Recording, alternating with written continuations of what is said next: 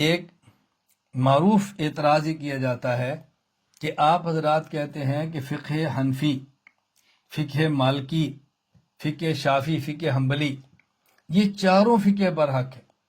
تو جب چاروں فقہ برحق ہیں تو آپ ایک فقہ پر عمل کرنے کو ضروری کیوں قرار دیتے ہیں؟ آپ کہتے ہیں بھی ایک امام کی تقلید کرو، ایسا نہ کرو کبھی ایک کا مسئلہ، کبھی دوسرے کا مسئلہ، کبھی تیسرے کا مسئلہ، ایسا کیوں نہیں آپ کرنے دیتے؟ جب چاروں ائمہ کی فقہ ٹھیک ہے تو آدمی جس ملک میں جائے، جس امام کی فقہ اس پر عمل کر لے، آپ کیوں مجبور کرتے ہیں کہ ایک امام کی فقہ پر عمل کرے؟ بات اچھی طرح ذہن نشین فرما لیں۔ ہم کہتے ہیں، یہ جو ہم کہتے ہیں کہ فقہ شخصی، ایک امام کی فقہ پر عمل کرو اور ایسا نہ کرو کبھی ایک امام کی فقہ، کبھی دوسرے کی، کبھی تیسرے کی، یہ بات ہم کیوں کہتے ہیں؟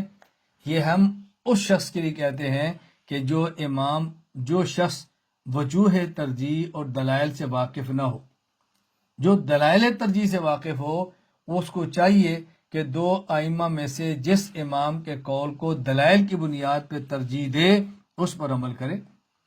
یعنی ایک امام کی بات کو چھوڑ کر دوسرے امام کی بات کو لینا اگر تو دلائل کی بنیاد پر ہے پھر تو کوئی اشکال نہیں ہے، اور اگر دلائل کی بنیاد پر نہیں ہے بلکہ خواہش نفس کی بنیاد پر ہے تو یہ ٹھیک نہیں ہے۔ جس طرح ایک مسئلے پر دو حدیثیں آ جائیں تو عمل کس حدیث پر کریں گے؟ اس حدیث پر عمل کریں گے جو آپ کے ہاں دونوں میں سے راجح ہوگی، اس پر عمل کریں گے نا۔ جو مرجوح ہے اس پر عمل نہیں کریں گے۔ ایک بندہ کہتا ہے جی یہ بھی تو حدیث ہی ہے نا، یہ بھی تو حدیث ہی ہے نا، اس میں فرق کیا ہو؟ ہم کہتے ہیں حدیث ہے لیکن پہلے دور کی ہے، یہ حدیث ہے بعد کے دور کی ہے، اس حدیث کے مقابلے میں دوسری حدیث موجود ہے۔ تو جو وجوہ ترجیح کو جانتا ہے وہ جس امام کی فقہ پر چاہے عمل کر لے، اور جو وجوہ ترجیح کو نہیں جانتا وہ خواہش کا بندہ نہ بنے، کبھی کسی امام کی بات پر، کبھی کسی امام کی بات پر، اس کے لیے مشکلات پیدا ہوں گی۔ ایک سوال ہی کیا جاتا ہے کہ صحیح بخاری حدیث نمبر 4432 صحابہ کرام رضی اللہ تعالی عنہم کا جملہ موجود ہے، حسبنا کتاب اللہ، ہمیں اللہ کی کتاب کافی ہے۔ تو جب اللہ کی کتاب کافی ہے تو اس کے باوجود آپ فقہ کو ضروری کیوں قرار دیتے ہیں؟ صحابہ کہتے تھے ہمیں کافی ہے، آپ کہتے ہیں فقہ بھی ضروری ہے۔ جواب ذہن نشین فرما لیں۔ ہم نے کہا اگر حسبنا کتاب اللہ کہنا اس کا مطلب یہ کہ فقہ کی ضرورت نہیں، تو کل کو وہ لوگ جو حدیث کے منکر ہیں وہ کہہ دیں گے حدیث کی ضرورت بھی نہیں، کیونکہ صحابہ فرماتے تھے حسبنا کتاب اللہ۔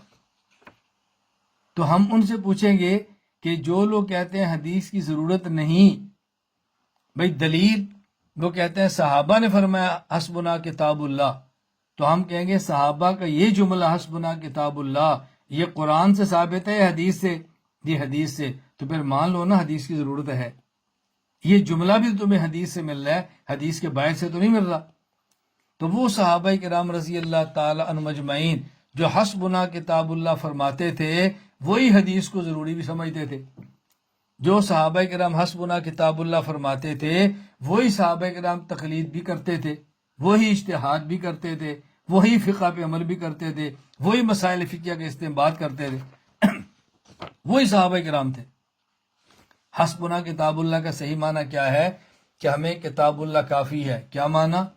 ایک ہے قرآن کتاب اللہ، ایک ہے قرآن کریم کی تشریح جو اللہ کے نبی صلی اللہ علیہ وسلم نے فرمائی ہے حدیث، اور ایک ہے قرآن کریم کی تشریح جو اللہ کے نبی نے فرمائی حدیث، اور ایک ہے وہ اصول جو قرآن کریم نے دیے ہیں، اور ایک ہے ان اصولوں سے مسائل ثابت ہوں جو اصول قرآن نے دیے ہیں۔ تو حسبنا کتاب اللہ کا معنی یہ ہے کتاب اللہ کو بھی مانے، اور کتاب اللہ کی تشریح رسول اللہ صلی اللہ علیہ وسلم کی حدیث ان کو بھی مانتے، اور جو قرآن کریم نے اصول دیے ہیں ان کو بھی مانے، اور ان اصولوں کی روشنی میں جو مسائل نکلے ہیں ان کو بھی مانے۔ یہ ہے حسبنا کتاب اللہ، یہ ہے حسبنا کتاب اللہ۔ بات اچھی طرح سمجھ